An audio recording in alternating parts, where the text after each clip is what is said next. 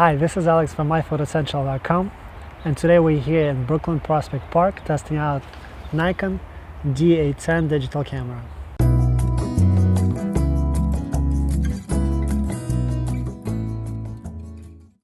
This camera came out half a year ago, so this is not a new review, but I still wanted to check it out and see what are the improvements over D800.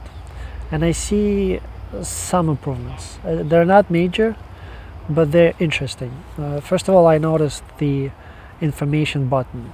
It serves several purposes, but it's not a major update, obviously. I've also noticed the grip improved slightly. It's a bulky, large camera, so there's no problem with the grip to begin with. But this grip feels even better than its predecessor. They've changed the doors. On the side here, it used to be one door, now it's separate doors for each thing. They've also added USB 3 port now. And just the buttons on the front here, they're more round now. They used to be squarish, but they're not round now. It's not a major upgrade. Obviously, there's no need to switch if you already own D800 for this reason. However, this camera is definitely better than the previous one. Autofocus is noticeably faster, and ISO performance is improved. They now pushed it up to 12,800 ISO, and it's pretty good in low light. We're going to be testing it in low light later, but for now we'll just go around this park and see what kind of shots we can get.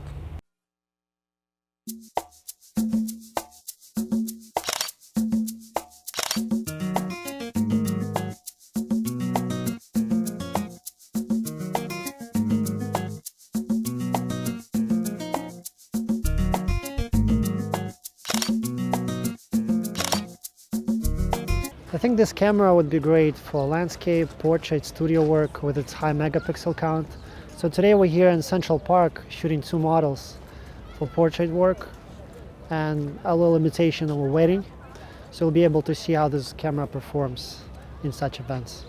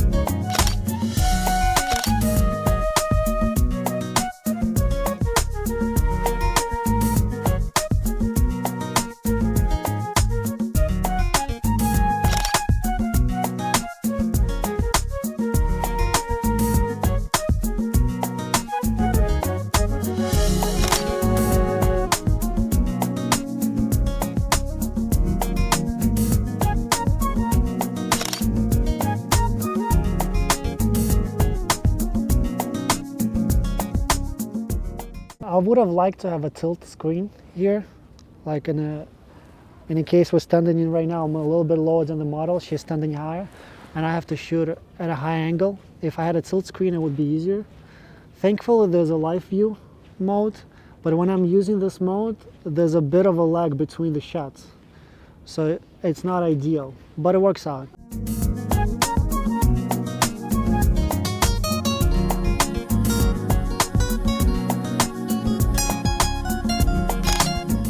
We were just shooting in this dark area behind me, and the camera focuses really well in the dark. Even though we were shooting some silhouettes and we were dealing with a lot of contrast, and that's easy for autofocus to work with, when I was trying to focus on just a plain dark park of a model, it was still doing a really good job.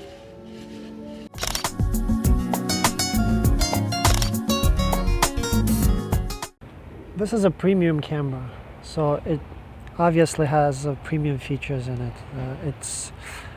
If you're not familiar with the D800 series, it has a large full frame sensor, 36 megapixels, and it has a lot of dedicated buttons, unlike the consumer cameras that all have software controlled functions. This camera has a lot of physical buttons that any pro or enthusiast photographer can use. It also has, just like the previous models, it has the CF card slot and SD card slot. It's useful that you can use different options. You can have one card taking main pictures, the other one taking backups. You can have one card taking RAW, the other taking JPEG, or you can have full backup between the two. But one thing that's not so great is that you always have to carry two different cards with you, the CF and SD card. Here, I'll show you. The screen also is improved over the previous Nikon D810. The buttons are pretty much the same as most of the Nikon cameras, besides the dedicated Pro buttons. I mean, the whole layout of buttons. If you're familiar with any Nikon camera, even the lower grade ones, the entry point cameras, you'll be right at home. This is pretty much the same thing. Everything is where it is on all the other Nikon cameras. D810 can now shoot at 5 frames per second. The D800 used to shoot at 4, and 4 wasn't quite enough. 5 is already getting up there. If you shoot in a crop mode, DX crop mode, I think it's 1.6 or 1.5, I don't quite remember, you can get up to 6 frames per second. And if you put the battery grip on here, I guess it gets more power, and you can even push it up to 7 in some cases. But 5 and 6 is already getting up there. This is not a sports camera, obviously, but with 5 frames per second you can get some decent shots. Let me try that now.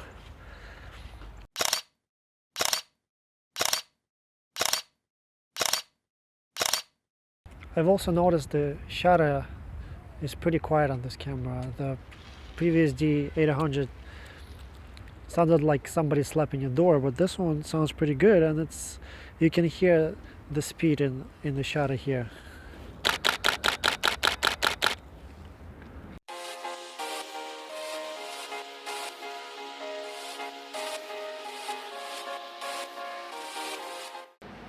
With its high megapixel count, this camera is excellent for studio work as well. So today we're going to shoot some models, get some beauty shots done, and see how it performs.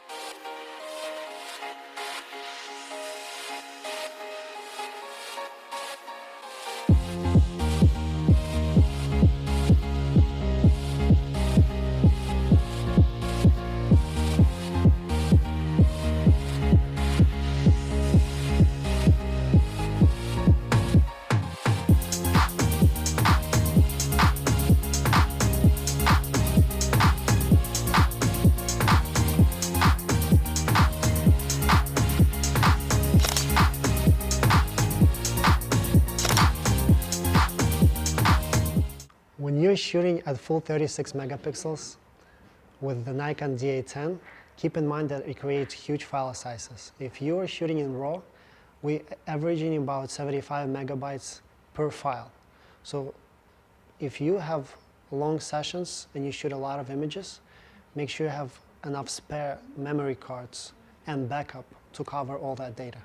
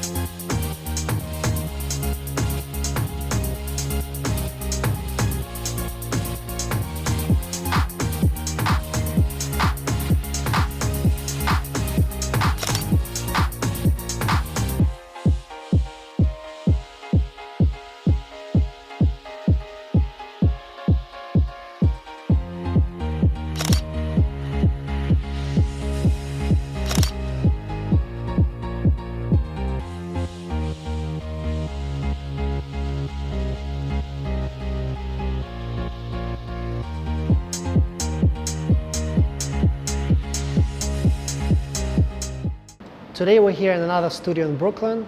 We're going to be shooting some stock, some portraits, some casual shots, and we're going to see how D810 performs this time.